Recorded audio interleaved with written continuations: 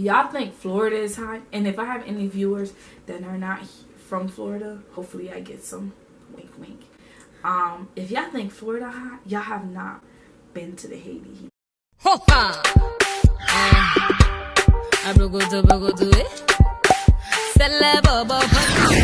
Like when I tell y'all, it was so hot. Like I'm trying to sleep at night. Like we couldn't sleep in that room. So we took the mattress the first night and we put it in the living room and opened the door because my dad had gates at the house. So we opened the door but closed the gate type thing. So we getting air. And my sister, bless her soul, Rose, she brought like this off. So we like sprayed ourselves. Yo, by the second or third night, they got immune. Like I was waking up in the middle of the night spraying myself. Like I couldn't bring anything back from Haiti. But if y'all needed some mosquito bites, I had y'all. Like when I tell y'all my mosquito bites was still on me. Like I was back in the US, I was paranoid. Like I really thought I was still getting bit up. Like it was so hard to sleep at night. So remember I told y'all we went up the mountain. So before we went up the mountain, we wanted to go see my uncle. That was he lives at the top of the mountain, but he was at the bottom, you know, getting water and doing all this and like conversing with other Haitians that live at the bottom of the mountain.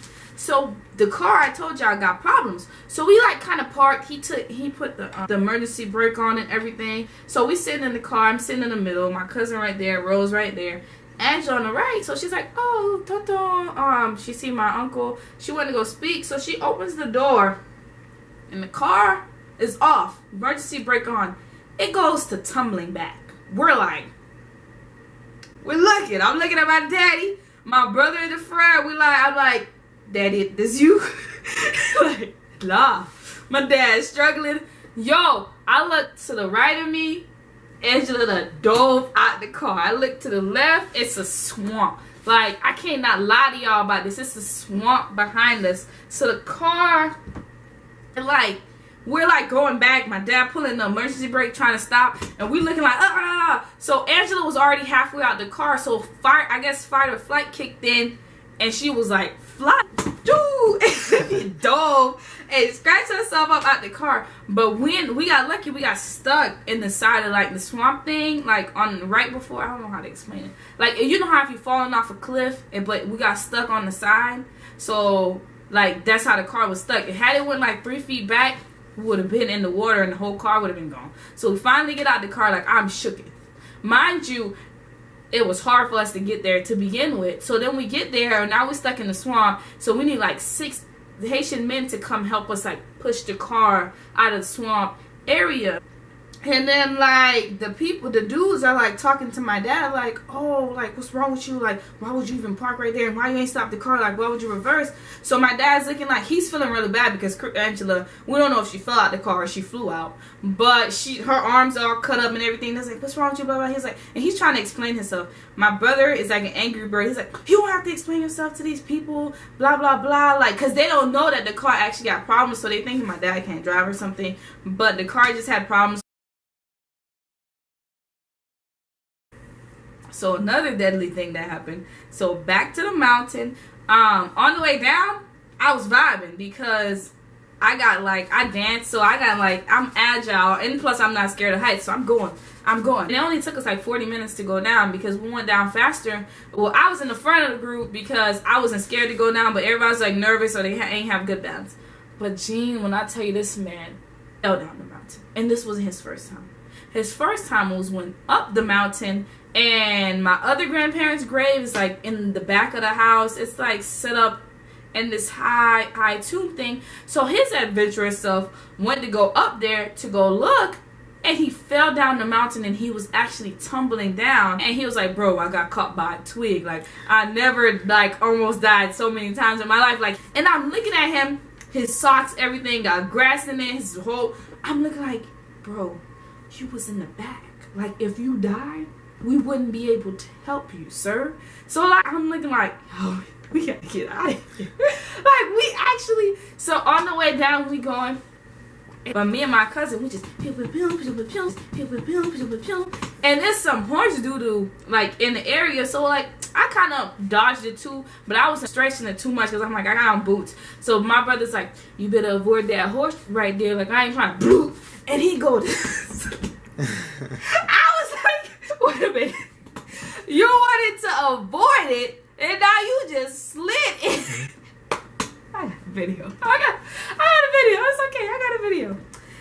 Come on now, get up off that slip and slide, boy. Slip, slip, slip, slide. Let me see your booty. G. My dog just jumped as soon as I see him. Gene, how many times you done fell today? 3 times, yeah. We passed now, so we stopped and we waiting for Angela and Rose and my dad to come down. And he's like, hey, y'all, watch out for that horse. So they go. I was like, wait. We looking up. I'm like, bro, did she just fall in the same exact spot as you? Like, this one wasn't as bad because the way he fell, like, he could catch himself. That was just crazy to me. But there were some beautiful things in Haiti. So on our, like, that day we're touring to go to the mountains. We stopped by the pier.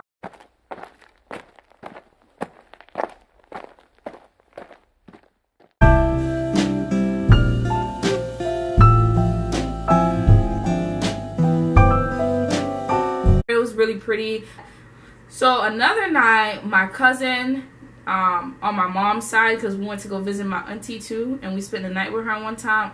That's a story. I gotta come back to her. My tante rouge, that means red auntie. I'll come back to that. So we went and we snuck out one night.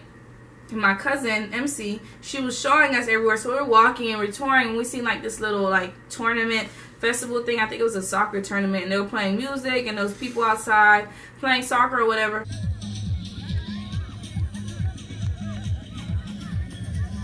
So on the way back, we're speaking English, and it was like maybe 3 or 4 people left from the carnival thing because we had to walk back that way.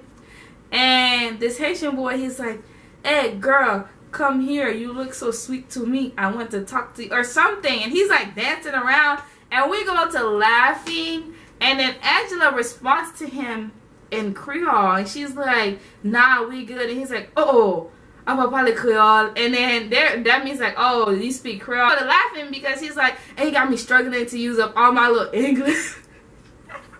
So like I was saying, I also went to visit my auntie on my mom's side. Even though we went to my dad, he dropped us off there. Her name is ma tante rouge. When I was younger, I stayed in Haiti for like 5 years, even though I wasn't born there. So I lived with ma tante noire, which is the black auntie. That's what really took care of me. But we all like stayed together. We stayed with her for a day. And my sister Rose, she kept speaking English and stuff. And she's looking like, why she keeps speaking English to me? Like, I speak Creole, speak my tongue to me. So Angela was the icing. That's what she called her. So we're talking. And then Rose says something. And my auntie said, "Sa blondie."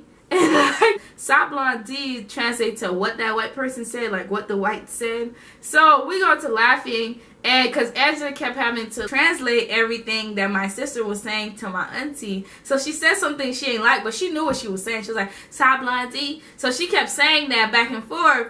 So then when it was my turn, and like I was speaking Creole, but like I took a nap and I was like kind of cranky when I woke up, so I was speaking English to her, and Angela was like, speak Creole. So I speak Creole. So then she called me the American. So before we left, Angela was the icing, I was American, and Rose was the blonde. I got it back though, because my tante rouge, I love her, but she's talking crazy. So I looked at Angela, I said, "Sa haïtien dit?" They go to laughing, and she was like, "No, you did." I'm like, "Yeah, I did, because you've been coming for me the whole time we was here."